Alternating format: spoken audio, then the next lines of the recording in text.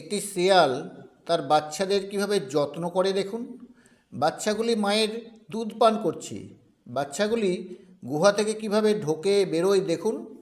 বাচ্চাগুলি দেখতে অনেকটা কুকুরের বাচ্চার মতো। শিকারে যাওয়ার সময় মা শিয়াল যেন তার বাচ্চাদের বলে, তোমরা কেউ দল ছাড়া হবে না। বাচ্চাগুলি মায়ের কথা মতোই একসঙ্গে দল বেঁধে খেলা করে, দেখতে খুব সুন্দর লাগে। একসঙ্গে ৬-৭টি বাচ্চা নিজেদের মধ্যে খেলা করতে থাকলে ভালো তো লাগবেই।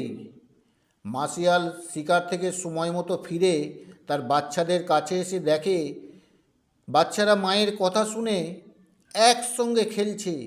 মা শিয়াল তখন আবার বাচ্চাদের যত্ন করে খাওয়াতে থাকলো। এই রকম কিছু দেখার জন্য চ্যানেলটি লাইক, শেয়ার ও সাবস্ক্রাইব করুন।